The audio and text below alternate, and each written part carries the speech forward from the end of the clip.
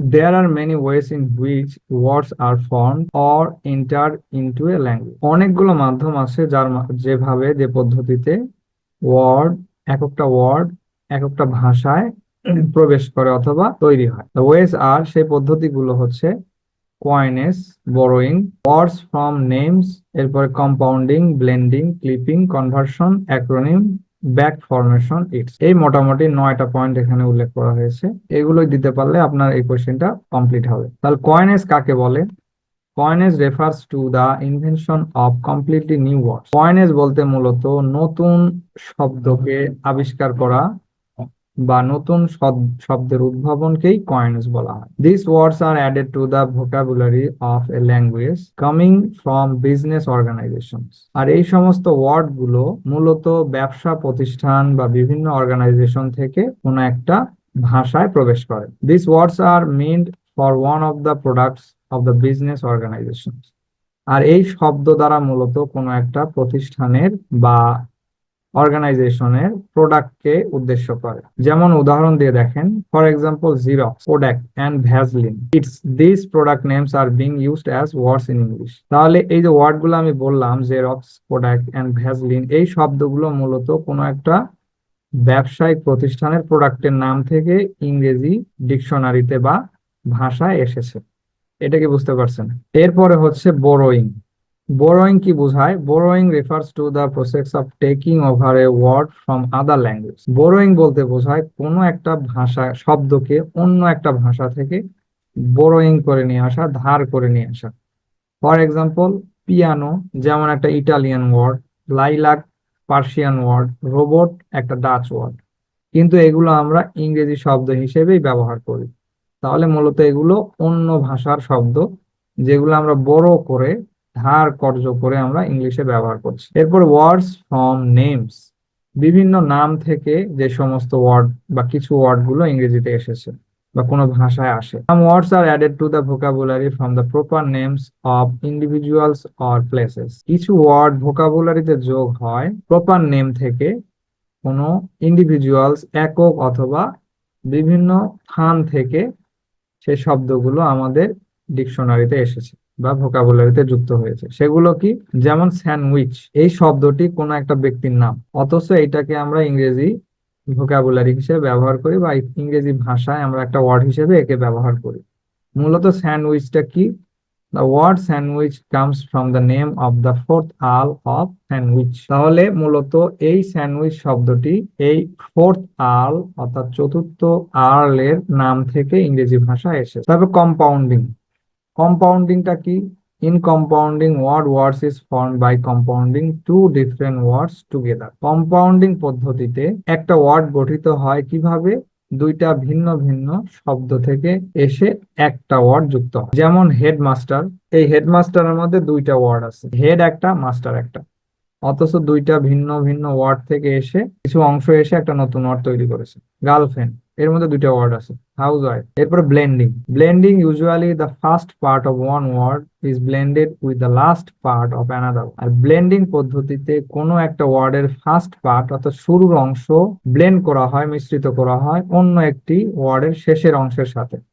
এটাকে ব্লেন্ডিং বলে। যেমন স্ম্যাশ, এটাতে মূলত স্মোক প্লাস হ্যাজ অর্থাৎ স্মোকের এস এম এবং হ্যাজের এ জেড ই শেষের অংশ মিলে স্ম্যাশ হয়েছে। স্মোক, স্মোক প্লাস ফগ, এই দুইটা শব্দের একটা শুরুর অংশ এবং একটা শেষের অংশ মিলে হয়েছে স্মোক। এরপরে মোটেল, মোটেল শব্দ হচ্ছে মোটরিস্ট এবং হোটেল শব্দের শেষের অংশ এবং মোটরের শব্দ মো অংশটা যুক্ত হয়ে মোটেল শব্দ হয়েছে। লাইগার, এখানে লায়ন এবং টাইগারের শেষের অংশ এবং লায়নের শুরুর অংশ মিলে লাইগার শব্দটি নতুন তৈরি হয়েছে। তাহলে মোটর বুঝি আমরা, হোটেল বুঝি আমরা, কিন্তু মোটেল কি? মোটেল এটা হচ্ছে যেই সমস্ত আবাসিক হোটেলে পার্কিং প্লাস থাকার সুব্যবস্থা আছে, ওইটাকেই মূলত মোটেল বলা হয়। হোটেল আর মোটেলের মধ্যে পার্থক্য এটুকু, হোটেল আপনি যাবেন, থাকবেন, খাবেন, শেষ, কিন্তু পার্কিং এর কোনো সুবিধা থাকবে না। আর মোটেলে এই সমস্ত সুবিধা থাকবে। এরপর ক্লিপিং, ক্লিপিংটা কি? In clipping a word is reduced into one syllable. Clipping পদ্ধতিতে কোন একটা ওয়ার্ডকে, বড় একটা ওয়ার্ডকে কি করা হয়? একটা সিলেবালে কমিয়ে নিয়ে আসা হয়। যেমন টেলি ফর টেলিভিশন। টেলিভিশন শব্দটাকে, এর মধ্যে অনেকগুলো সিলেবল আছে, এর মধ্যে থেকে একে রিডিউসড করে একে কমিয়ে নিয়ে এসে টেলি শব্দে রূপান্তর করা হয়েছে। Add for advertisement. অ্যাডভার্টাইজমেন্ট শব্দটিকে কমিয়ে একদম একক সিলেবল অ্যাড, এই দ্বারা আমরা বলি যে অ্যাড আর কি। অ্যাড মানে আমরা অ্যাডভার্টাইজমেন্ট বুঝে থাকি। Bike for bicycle. বাইসাইকেলটাকেও কমিয়ে একক সিলেবলে নিয়ে আসা হয়েছে বাইক। বাইক মানে আমরা বুঝি বাইসাইকেল। কনভার্সনটা কি? Here, the same word is converted into another word for two different purposes. Conversion পদ্ধতিতে একটা ওয়ার্ড দুইটা অর্থে ব্যবহৃত হবে। মূলত একটা শব্দের দুই রকম ইউজ, এটাকে আমরা কনভার্সন বলে থাকি। ভিন্ন রকম ইউজ হবে আর কি। এক্সাম্পল দেখবেন, ওয়াটার ইজ লাইফ, পানির অপর নাম জীবন বা পানির নামই জীবন আমরা বলে থাকি। আবার এই একই শব্দকে আই ওয়াটার দ্য প্ল্যান্ট, আমি গাছে পানি দিই, এই ওয়াটার দিয়েই দেখেন দুই রকম অর্থ আসলো। একটা নাউন হিসেবে ব্যবহার হয়েছে, আবার একটা ভার্ব হিসেবে ব্যবহার হয়েছে। আই ওয়াটার দ্য প্ল্যান্ট, গাছে পানি দেই, ভার্বের কাজ করেছে।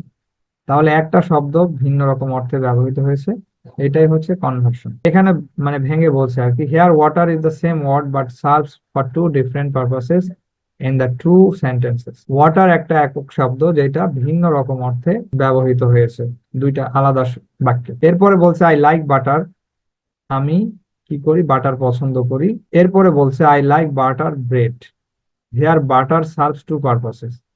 এখানে বাটার ব্রেড অর্থাৎ ব্রেড যুক্ত মানে বাটার যুক্ত ব্রেডটা সে পছন্দ করে। এই বাটার দুই রকম অর্থ সার্ভ করেছে, দুইটা পারপাস। তারপর অ্যাক্রোনিমটা কি? Acronym are words from the initials of several words. Acronym হচ্ছে এমন একটা পদ্ধতি বা এমন একটা শব্দের গঠন যেখানে বিভিন্ন ওয়ার্ডের শুরুর অংশ, ইনিশিয়াল অফ সেভারেল ওয়ার্ড, শুরুর অংশ নিয়ে একটা ওয়ার্ড গঠিত হয়। যেমন নাসা, তারপর NATO, BBC British Broadcasting Centre, তারপর fact, FSC, MBBS, MD, HR, তারপরে বিবিএ, এই যে সমস্ত ওয়ার্ড গুলো মূলত ফুল মিনিং কে শর্ট করে শুরুর অংশ দিয়ে নতুন শব্দ আমরা এখানে বানাইছি, নাসা, নেটো। তারপরে এটা কি, north Atlantic treaty organisation, maybe NATO দ্বারা বোঝায়। এরপর back formation, a new word may enter into the language because of an incorrect morphological analysis. এই যে কিছুক্ষণ আগে আমরা মরফোলজি নিয়ে আর কি, যে একদম ক্ষুদ্রতম অংশে বিভক্ত করা, এইরকম অ্যানালাইজ করতে গিয়ে কোনো একটা মিস ফরচুন হয়ে যায়, মানে ভুল ব্যাখ্যা হয়ে যায়, যার কারণে নতুন একটা শব্দ তৈরি হয়।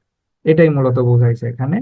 যেমন পেডল শব্দটি was derive from peddler. Peddle শব্দটি মূলত এসেছে পেডলার শব্দ থেকে, for the mistaken assumption that er was an agentive suffix, মানে ভুল অনুমানের কারণে পেডলার শব্দটিকে পেডেল হিসেবে ব্যবহার করা হয়েছে, যেটা মূলত আর এই সাফিক্সটাকে ব্যবহার করার ফলে। এরপরে this are mainly the rules of word formation or word creation process. মূলত এই প্রকারগুলোই হচ্ছে শব্দের গঠন প্রক্রিয়া বা প্রক্রিয়া রূপে কাজ করে থাকে।